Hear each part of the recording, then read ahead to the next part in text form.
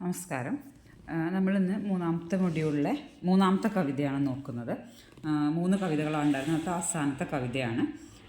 ഈ കവിതയുടെ പേര് മാനസാന്തരം എന്നാണ്. ബാലചന്ദ്രൻ ചുള്ളിക്കാട് എഴുതിയ കവിതയാണ്. പേര് തന്നെ കേൾക്കുമ്പോൾ നിങ്ങൾക്ക് മനസ്സിലാവും.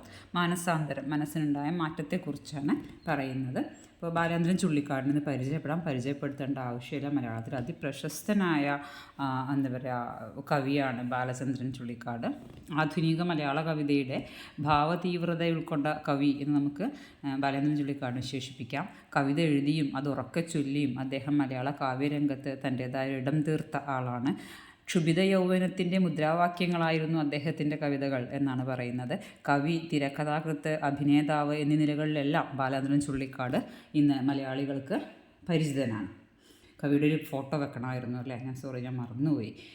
അപ്പോൾ അദ്ദേഹത്തിൻ്റെ കൃതികൾ ഏതൊക്കെയാണ് എന്നുള്ളത് നമുക്ക് നോക്കാം. 2 കൃതികളെങ്കിലും നിങ്ങളൊന്ന് ഓർത്തു വെക്കണം കേട്ടോ. മാനസാന്തരം, എവിടെ ജോൺ, ഡ്രാക്കുള, ഗസൽ, അമാവാസി, 18 കവിതകൾ, ഇതൊക്കെ അദ്ദേഹത്തിൻ്റെ കവിതകളാണ്. ഇന്ത്യയിലെ ഏറ്റവും മികച്ച യുവ സാഹിത്യകാരനുള്ള സംസ്കൃതി അവാർഡ് ലഭിച്ചെങ്കിലും അദ്ദേഹം അത് നിരസിച്ചു. 2001 കേരള സാഹിത്യ അക്കാദമി അവാർഡും അദ്ദേഹം നിരസിച്ചു. സാഹിത്യത്തിൻ്റെ പേരിൽ ഒരു അവാർഡും സ്വീകരിക്കുകയില്ലെന്ന് പ്രഖ്യാപിച്ച കവിയാണ് ബാലചന്ദ്രൻ ചുള്ളിക്കാട്. ഈ അടുത്തിടെ എൻ്റെ കവിതകൾ സിലബസിൽ ഉൾപ്പെടുത്തേണ്ടാവുന്ന വരെ അദ്ദേഹം പറഞ്ഞിട്ടുണ്ടായിരുന്നു. നിങ്ങൾ കേട്ടിട്ടുണ്ടാവുമായിരിക്കും. അപ്പോൾ എല്ലാവർക്കും ഇഷ്ടമുള്ള, എല്ലാവരുടെയും പ്രിയപ്പെട്ട കവിയാണ് ബാലചന്ദ്രൻ ചുള്ളിക്കാട്. അദ്ദേഹത്തിൻ്റെ ഈ ഒരു കവിതയിൽ എന്താണ് പറയുന്നത് എന്ന് നോക്കാം. മാനസാന്തരം എന്ന് പറയുന്ന കവിതയിൽ ഈ കവിത ഒരു കൊലയാളിയുടെ മനസ്സിൻ്റെ ആന്തരിക സംഘർഷങ്ങളെയാണ് അടയാളപ്പെടുത്തുന്നത്. ഒരു കൊലപാതകം ചെയ്ത ശേഷം ഒരു അതിശൈത്യം നിറഞ്ഞ കൊടൈക്കനാലിലെ ഒരു സത്രത്തിൽ അർദ്ധരാത്രി മദ്യപിച്ചുകൊണ്ട് എരിതീയിൻ്റെ അരികെ വിറച്ചുകൊണ്ടിരിക്കുന്ന ഒരു കൊലയാളി.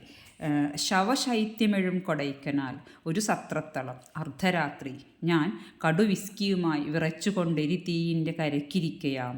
ഒളിയേറ്റു തിളങ്ങി ചന്ദനത്തടിയിൽ കൊത്തിയ സിംഹശില്പവും പരദേശി വരച്ചതാം പുരാതന ഗംഭീരമൊരശ്വചിത്രവും. ഇങ്ങനെയാണ് ആ കവിത തുടങ്ങുന്നത്.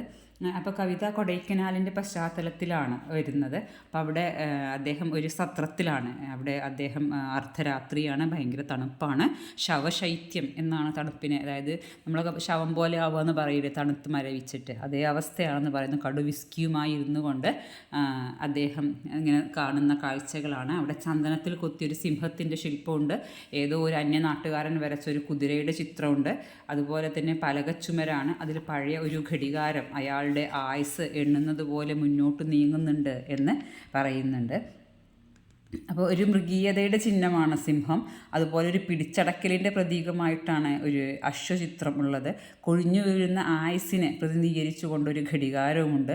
ഇതൊക്കെ അയാളുടെ അവസ്ഥകളെ പല നിലക്ക് മറനീക്കി നമ്മുടെ മുന്നിൽ ആദ്യം തന്നെ കാണിക്കുന്നുണ്ട്. അപ്പോൾ കവിതയുടെ തുടക്കം തന്നെ.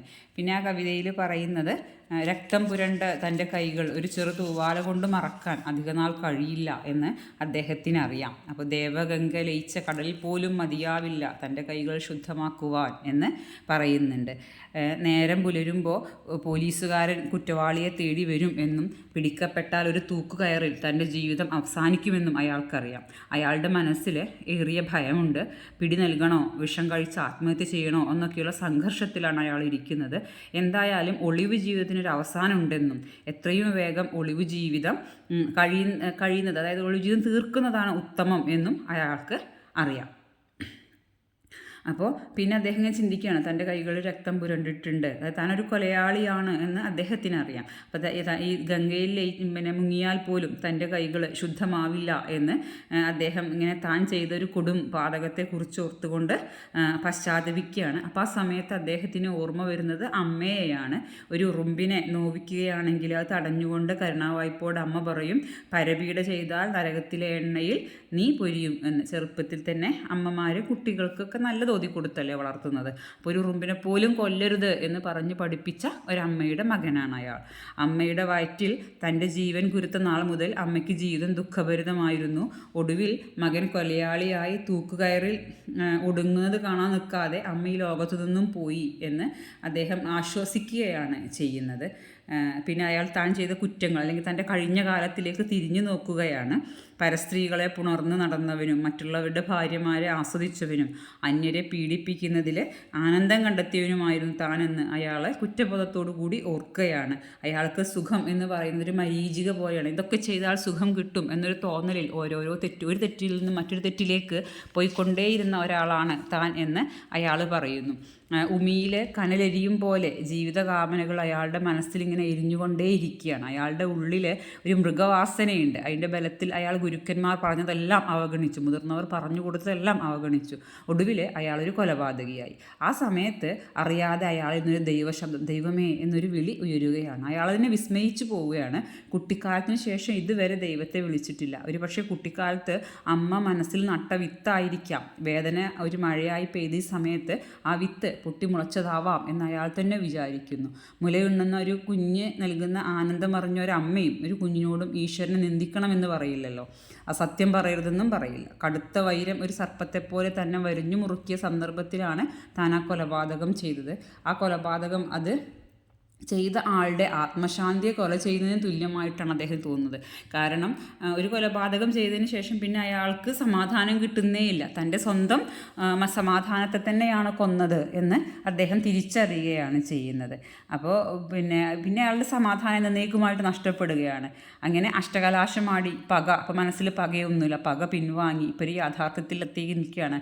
ഒരു സിഗരറ്റ് പോലെ എരിഞ്ഞു പോകുന്ന ഈ മനുഷ്യജന്മം നിരർത്ഥകമായി എന്ന് അദ്ദേഹത്തിന് തന്നെ മനസ്സിലാവുക. ഈ ജീവിതത്തിന് പരമോന്നത നീതിപീഠം ശിക്ഷ നൽകണം എന്നാണ് അദ്ദേഹം വിചാരിക്കുന്നത്. തനിക്ക് ശിക്ഷ കിട്ടണം എന്ന് തന്നെയാണ് അദ്ദേഹം വിചാരിക്കുന്നത്. കാരണം ആ ശിക്ഷയാണ് യഥാർത്ഥത്തിൽ തൻ്റെ രക്ഷ. അല്ലെങ്കിൽ ഈ ഒരു കുറ്റബോധം കൊണ്ട് താൻ നീറി ജീവിക്കേണ്ടി, പേടിച്ച് ഇങ്ങനെ നീറിയും പേടിച്ചും ഒക്കെ ജീവിക്കേണ്ടി വരും. അപ്പോൾ അതിനേക്കാൾ നല്ലത് തനിക്ക് വധശിക്ഷ ലഭിക്കുക തന്നെയാണ് എന്ന് അദ്ദേഹം വിചാരിക്കുകയാണ്. പിറ്റേന്ന് രാവിലെ കയ്യിൽ നിയമം വിലങ്ങ് വെച്ച് കൊണ്ടുപോകുമ്പോൾ, ജനമധ്യത്തിൽ താൻ തെറ്റ് പറയുമ്പോൾ, തൻ്റെ കഴുത്തിൽ കൊലക്കയർ മുറുകുമ്പോൾ നിറസൂര്യൻ ഒരുമിച്ച് പ്രകാശിക്കുന്ന ആകാശം പോലെ തൻ്റെ മനസ്സ് തെളിഞ്ഞു കാണണേ എന്ന് ദൈവത്തോട് പ്രാർത്ഥിക്കുകയാണ് ചെയ്യുന്നത്. കാരണം തനിക്ക് അങ്ങനെ സമാധാനം കിട്ടുകയുള്ളൂ എന്ന് അദ്ദേഹത്തിന് മനസ്സിലാവുകയാണ്.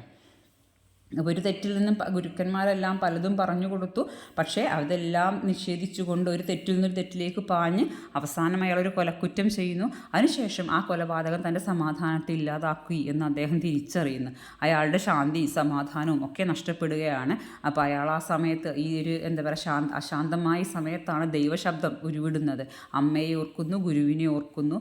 അങ്ങനെ നീതിക്ക് മുന്നിൽ കീഴടങ്ങി കൊലക്കയർ മുറുകുമ്പോൾ തെളിഞ്ഞ മനസ്സോടെ അത് സ്വീകരിക്കാനുള്ളൊരു അവസ്ഥയിലേക്ക് അയാളുടെ മനസ്സ് എത്തിച്ചേരുകയാണ്. അയാളുടെ മനസ്സിന് വന്ന ഈ പരിവർത്തനം, ഈ മാറ്റത്തെ തന്നെയാണ് മാനസാന്തരം എന്ന കവിതയിലൂടെ കവി നമ്മളോട് പറയുന്നത്. നിങ്ങൾക്ക് ക്ലിയർ ആയിട്ടുണ്ടാവുമെന്ന് വിചാരിക്കുന്നു. Thank you so much.